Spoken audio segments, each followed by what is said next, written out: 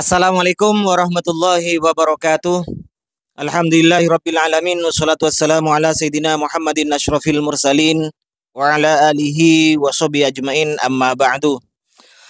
Ada bukan ada ya, banyak orang Wahabi yang membela Pak Dr. Khalid Basalamah ketika menerjemah hadis man ahdasa fi amrina hadza ma laisa minhu fawaradun. Pak Khalid Basalamah menerjemah hadis ini acak adut menurut saya. Barang siapa yang coba-coba membuat ibadah yang tidak dicontohkan oleh Nabi, maka itu tertolak. Ini saya salahkan.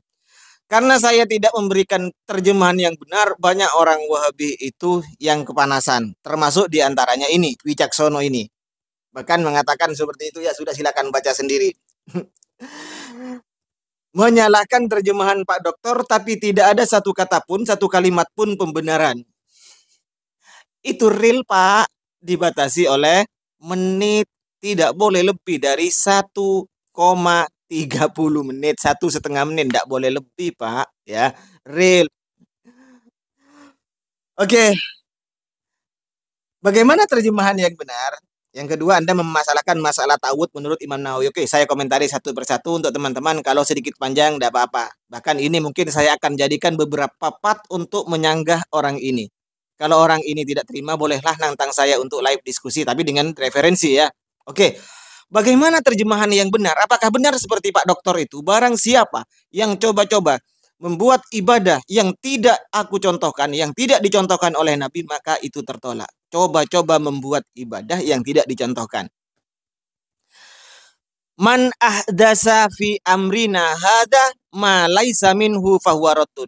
Man syartiyah, barang siapa atau siapapun ahdasa fi'il madhi ini kudus diwasankan af'ala menjadi mutaddi ahdasa, kudus baru, ahdasa berarti memperbaharui alias menciptakan, ya. Barang siapa yang menciptakan atau membuat barang baru fi amrina, di dalam urusanku. Apa urusan Nabi? Syariat Nabi maksudnya. Jadi terjemahannya, barang siapa yang membuat sesuatu baru fi amrina, dalam urusanku, dalam syariatku, dalam agamaku ini, kata Nabi, malaisa minhu, yang tidak ada asalnya, yang bukan memang berasal dari syariat Nabi. Contoh, ada orang, Ustadz mengatakan rukun wudhu itu hanya 2. Ini bukan syariat Nabi. Ya, bukan syariat Nabi. Kemudian mengatakan seperti itu, ini yang bid'ah. Fahuwa raddun, maka ibadah itu mah ibadah. Maka fahuwa raddun, man ahdasa itu, maka ini tertolak. Jadi barang siapa yang membuat sesuatu dalam urusan agama Islam, bukan hanya ibadah loh. Jadi agama ini bukan hanya ibadah, ada ubudiyah, ada munakaha, muamalah, jinayat, dan akhlak, dan lain-lain semacamnya. Bukan hanya itu mas bro, bukan hanya ibadah.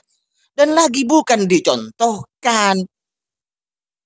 Karena yang bisa dijadikan dasar itu bukan hanya fi'lun Nabi, bukan harus mana contohnya dari Nabi. Tidak ada ulama yang berpendapat mana contohnya seperti itu. Tidak ada Pak, buktikan kalau ada.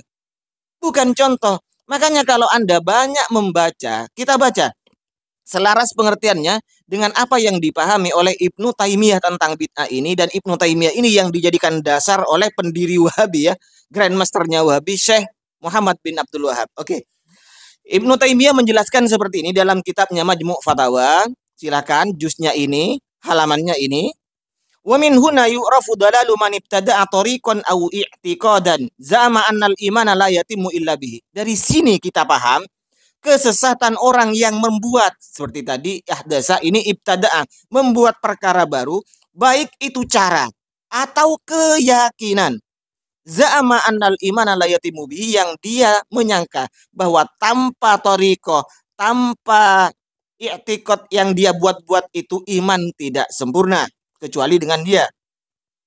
Ma'al ilmi, sedangkan dia tahu, serta dia tahu bi annar rasula lam yadhkurhu, Rasul tidak pernah menyebutkan hal tersebut, bukan tidak pernah mencontohkan, bro. Nah, beliau terus melanjutkan wa ma khalafan nususo, fahuwa bid'atun bittifaqil muslimin.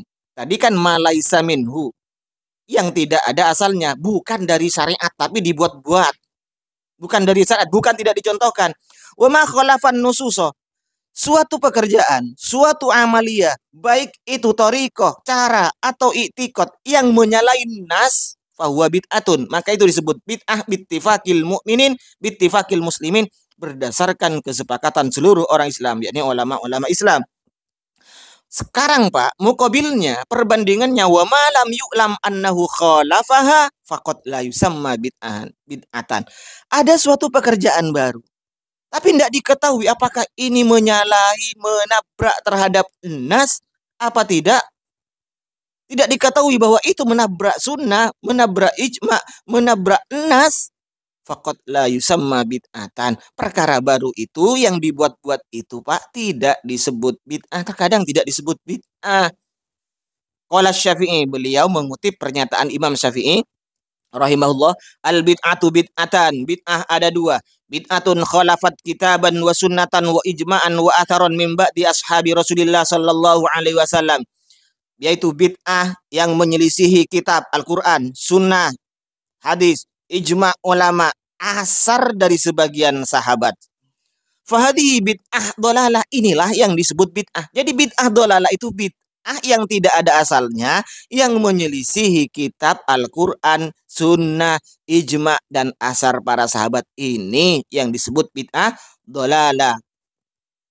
Wa bid'atun lam tukhalib syai'an min dalika, ada bid'ah Pak tidak menyelisihi terhadap nas, artinya masih ada nas yang dijadikan sandarannya, ya. Contoh sekarang, memperingati maulid Nabi, bid'ah kata orang-orang Wahabi ini. Padahal ini ada sandarannya loh Pak. Baik itu Al-Quran atau hadis. Allah memperingatkan kepada kita, wadzakirhum bi ayyamillah. Wadzakir, peringatilah. Bilang, suruh memperingati, wadzakir bi ayyamillah, hari-hari Allah. Nah, Ibnu Abbas menafsiri ayat ini dengan bi ayatihi, dengan nikmat. Nah, sementara nikmat Allah Subhanahu wa taala yang paling besar adalah terutusnya Nabi kita Muhammad sallallahu alaihi wasallam, dan ada hadisnya para sahabat berkumpul ketika ditanya, kami itu menyukuri nikmat kami berupa kamu. Ada seperti itu hadisnya. Nanti saya buat konten lain. Kita bahas ini dulu. Jadi bid'ah yang tidak menyelisihi sesuatu dari nas, ijma, dan asar para sahabat ini, maka fahadhihi faqad takunu hasanatan. Maka bid'ah yang seperti ini Pak, itu terkadang disebut bid'ah hasanah. Liqauli Umar, karena pendapat perkataan Sayyidina Umar, ni'matil bid'atu hadhihi, sebaik-baiknya bid'ah adalah ini. Nah, tadi saya mengatakan bahwa ini yang dijadikan rujukan, Ibnu Taimiyah ini yang dijadikan rujukan oleh Syekh Muhammad bin Abdul Wahab. Ternyata Syekh Muhammad bin Abdul Wahab di sini Pak menjelaskan seperti ini. Wal maksudu bayanu ma nahnu alaihi minad dini. Yang dimaksud bahwa kami ada pada agama itu, maksudnya adalah apa? Ibadatullah wahdahu la syarikalah bi khalbi jami'i syirki. Yang dimaksud kami itu ada pada dalam agama Allah, dalam agama Nabi Muhammad ini, apa maksudnya? Pertama, ibadatullah wahdahu, beribadah kepada Allah dengan cara bihol'i jami'i syirki, dengan cara melepas semua kesyirikan.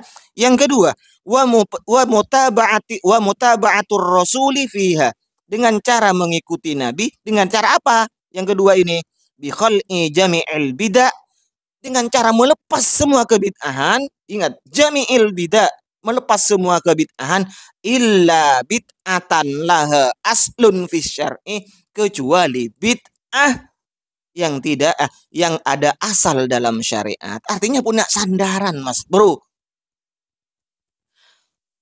Kajam'il mushafi kitabin wahidin, wa jam'i umara as-sahabata 'ala tarawihi jama'atan, wa jam'i ibni Mas'ud ashabahu 'ala al-qisas, menceritakan kisah-kisah kulla khamisin, sebagaimana para sahabat mengumpulkan mushaf dalam satu buku. Kemudian Sayyidina Umar ini mengumpulkan para sahabat untuk tarawih berjamaah, sebagaimana Ibnu Mas'ud mengumpulkan para sahabatnya untuk cerita-cerita kisah-kisah ini setiap hari Kamis wa nahwi dzalika dan lain-lain sebagainya fahadhihi hasanun fahadha hasanun, maka ini adalah baik, Pak. Bid'ah yang baik kalau seperti ini. Itu Mas Bro ya. Oke, karena konten ini sudah 10 menit, saya buat part keduanya.